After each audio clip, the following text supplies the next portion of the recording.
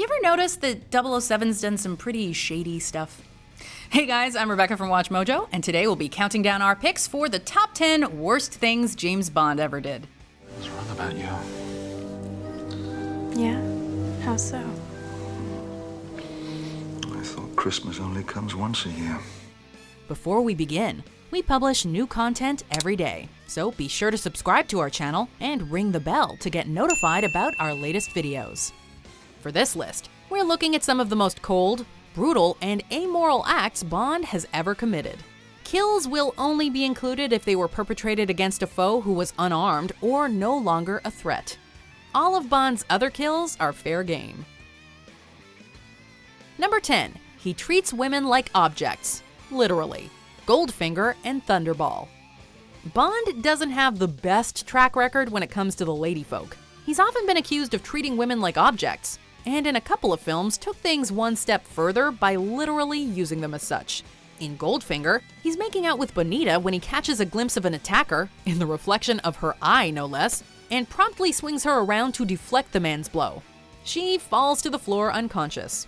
He does it again in Thunderball, using what turns out to be a Spectre agent to stop an assassin's bullet. Sure, both of these women were villains, but Bond didn't have to do them like that. One of my friends sits this one out. She's just dead. Number 9. The way he disposed of Knick-Knack, the man with the golden gun. After finally defeating Christopher Lee's iconic villain Francisco Scaramanga, Bond absconds to a boat to celebrate with his female companion Mary Goodnight. However, one of Scaramanga's henchmen, the hilariously named Knick-Knack, follows him aboard and tries to kill him.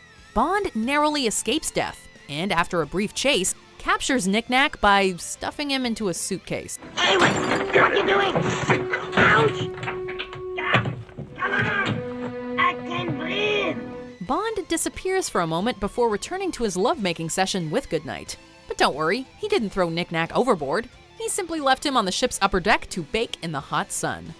Whether or not the guy ever received food or water is never mentioned. Number 8. Bond blackmails a woman. Thunderball. Even British secret agents need a little R&R from time to time.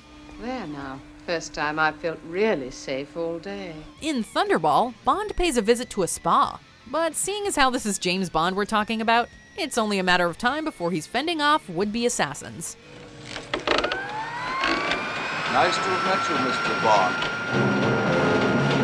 A spa employee ultimately saves him, and instead of thanking the woman for, rescuing him, he blackmails her into having sex with him so that he won't tell her boss what just happened. Well, you wouldn't tell Dr. Wayne. Please. I'd lose my job. Well, I suppose my silence could have a price. That's pretty cold, even for a dude like 007. Number 7. Letting Shander fall. The Spy Who Loved Me. In a kill or be killed situation, Bond is second to none. However, once the threat has been neutralized, he's been known to go a little overboard. Take this scene from The Spy Who Loved Me, where Bond defeats Shander in hand-to-hand combat, and instead of taking him in, lets him fall off a roof to his death. Where's Pekish? Pyramids! Ah! He does the exact same thing in Quantum of Solace, and in For Your Eyes Only, kicks a car off a cliff with a defenseless man still inside. James Bond may have a license to kill, but that doesn't mean he has a license to straight up murder people who've given up. What a helpful chap. Number 6. What he does to Pussy Galore. Goldfinger. Behave yourself, Mr. Bond. Let's face it, James Bond is a sexual predator. Don't believe us? Check out this scene from Goldfinger, wherein he full-on assaults the less than subtly named Pussy Galore in a barn. Well, the new Miss Galore. Where do you hide your gold knuckles in this outfit? First, Bond grabs her arm and prevents her from leaving. She responds by tossing him to the ground and telling him she's not interested. What does Bond do? He slams her to the ground twice before jumping on top of her and trying to kiss her. As she helplessly tries to push him off, he continues to lean in for a kiss, and when she's finally too tired to fight back, he succeeds. It doesn't take a genius to realize that this encounter was far from consensual. Now let's both play. Number 5. When he stuck a girl in a closet. The man with the golden gun. Good night, what a pleasant surprise. Remember Mary Goodnight? The woman Bond was having sex with when he was attacked by Knick-Knack? Well, earlier in the film, she and Bond were fooling around in his hotel room when they heard a knock at the door. Bond responded by hiding goodnight under a blanket. The person at the door turned out to be Andrea Anders, Scaramanga's mistress, and after a little banter, the two kiss. When she excuses herself to go to the bathroom, Bond chucks goodnight into a closet and then has sex with Anders. We get it, Bond is a sexual deviant, but dude, have some respect for the women in your life. It's an inspiration. Sending that bullet.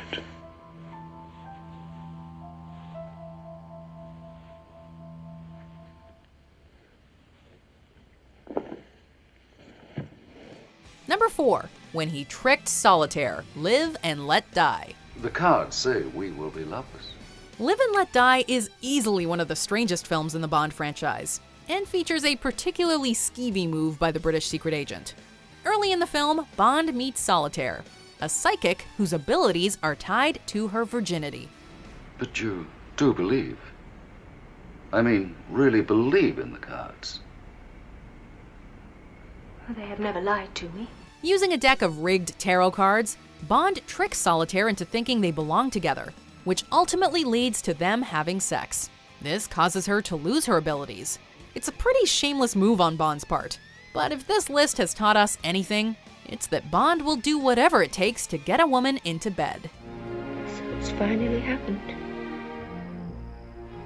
Just as it did to my mother, her mother before her. Of course it did. Number 3, when he abandoned Dominic Green in the desert, Quantum of Solace. After foiling Dominic Green's plans for monopolizing Bolivia's water supply, he drives the crooked environmentalist into the middle of the desert.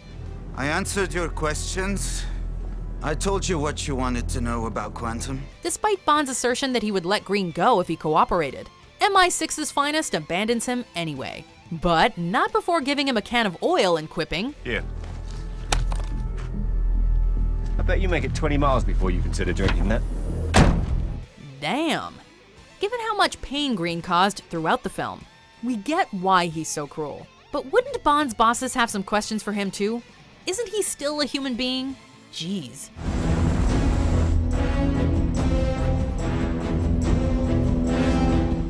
Number 2, the entire Severine saga, Skyfall. Perhaps no female character in the history of the Bond franchise was as mistreated as Severine. Tattoo on your wrist is Macau's sex trade. You belong to one of the houses. What were you, 12? 13? I'm guessing he was your way out. Perhaps you thought you were in love. A victim of human trafficking who serves as antagonist Raul Silva's unwilling associate / mistress, Severine has seen her fair share of darkness, a fact Bond wastes little time exploiting. I like you better without your Beretta.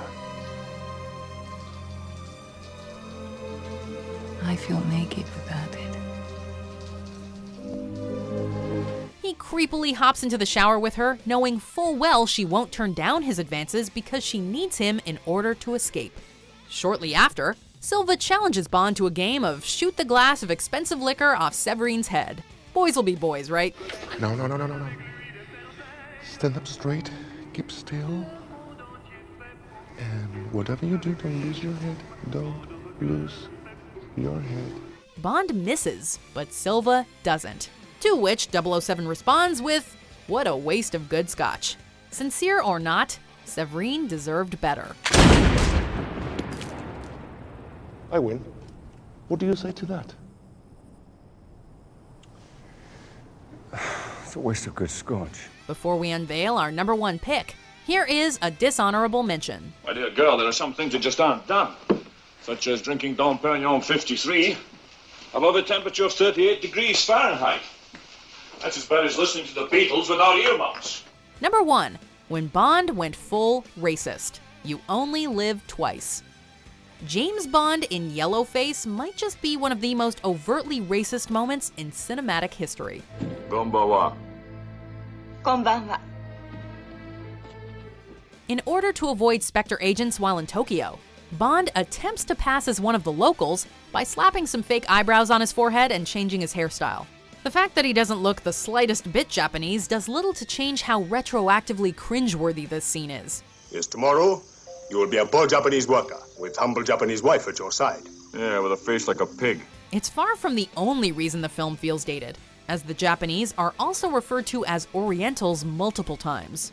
Like, we get the 60s were a different time, but this one has aged so poorly, we wonder how it ever made it on screen in the first place. Eyepieces to Hera. Eyepieces to Hera. Katsura. Katsura. Senryo. Senryo. Why don't you just dye the parts that show? Rude. But I guess no one ever said you had to be a good guy to be an international super spy, right? Anyway, if you enjoyed this rundown, be sure to click the like button. And if you want to see the rest of your favorite characters do terrible things, check out these other videos. Now, if you'll excuse me, I'm going to have a martini. Rebecca, it's 9 a.m. Martini, please!